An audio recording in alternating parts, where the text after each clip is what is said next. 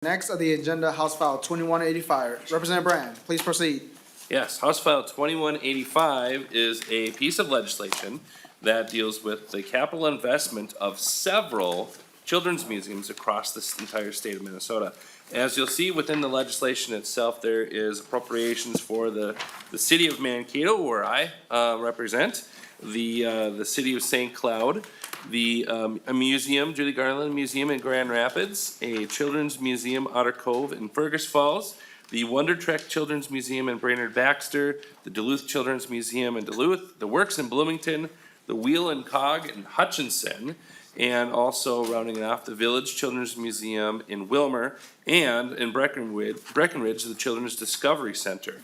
I have a couple of additional handouts, I believe, that are included for the Mankato project.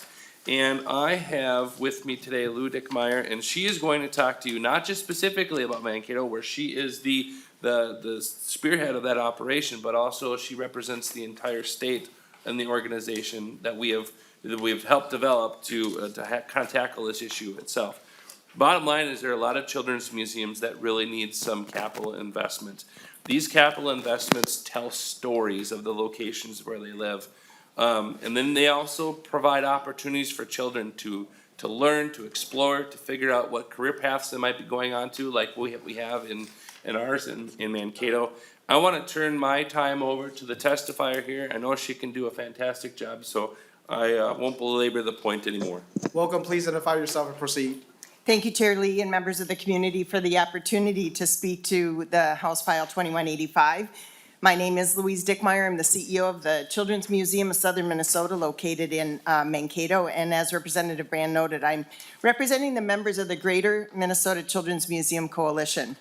So this bill provides funding for the 10 capital projects that Representative Brand just noted.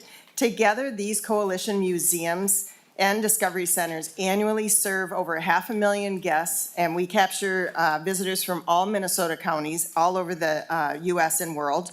We estimate that once these projects are completed, we will at least double the number of people that we serve.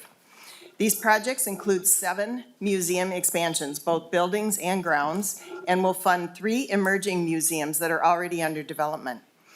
Each of these projects has and will continue to raise private funds that will significantly exceed our request to the state of $31 million in cash. For example, Duluth has already raised $1.5 million, which exceeds their request. Brainerd has a full match for their $4.7 million for their request. And St. Cloud, for example, has raised over $10 million, which exceeds their request. And in our case, our fundraising is just out of the gate, and we're well ahead of 10% of our total goal. As was noted, you have the one-pagers as well as letters of support, and our designs at least give you an example of the experiences that we are hoping to build. Collectively, these projects will affect children and families through renovation of underutilized downtown commercial buildings, new construction of museum buildings, expanding our regional assets, and we are key to attracting employees for our area businesses. We will transform over 30 acres of land for nature-based play, and in some cases convert unused city lots. We'll provide families of varying cultures, background, and ethnicities with year-round early learning experiences, indoor and out. We'll expand and enhance STEM-focused exhibits and create one-of-a-kind sensory spaces. And by the way, children spend an average of 4 to 7 minutes in unstructured play outdoors each day, and they spend up to 7 hours a day on screens. We intend to remedy that. So why are these projects so critical now? Well, in 2020, our organizations closed down due to the pandemic. Revenue from admissions and memberships, which is the bulk of our revenue, literally stopped overnight. The following 2 years, children's museums worked tirelessly to innovate new ways to serve children and families given those circumstances. During that time, nationwide, 6 children's museums closed permanently, yet all of Minnesota's children's museums survived, and planning got underway for new ones. So the 10 museums and discovery centers in our coalition, we did not just wallow in our empty buildings. We learned firsthand what children and families need from our sector during rapidly changing times. We took stock, we took action, and we planned for the future. So there are many worthy projects seeking capital investment in 2023, but please do not underestimate the impact that this group of projects can have. We hung in there when the future was bleak, and we made difficult business decisions in order to survive. We excel in innovating new ways to serve families right when they need us most, not months or years later. And now they want more of only what children's museums can provide. As proof of that, in my museum, total visitors from January 1 through last Sunday was 21% higher than 2019. Our membership is at the highest ever at 2,500 members, with a third of those access members. And on Saturday, we set a record for daily visitors. All of our coalition members are poised to help children and families in a changing world, to be economic drivers throughout the state, and are worthy recipients of funds to bring these dreams to light. So I thank you for your consideration of House File 2185. Thank you. Representative Erdahl. Thank you, Mr. Chairman, and I don't, perhaps this question would be more appropriate for Representative Lilly, Chair Lilly. In the past, we've had a set amount of money appropriated to the Humanities Center to then distribute to children's museums. Are you going to continue that? Well, I guess that's my question. Will that continue? Chair Lilly.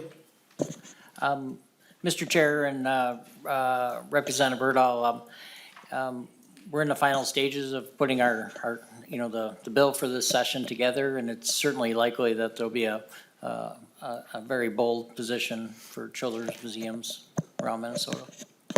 And Representative Erdahl, maybe as a member of the Legacy Committee, I think the request coming before that is mostly more for programming, and so this is for capital infrastructure. Representative Erdahl.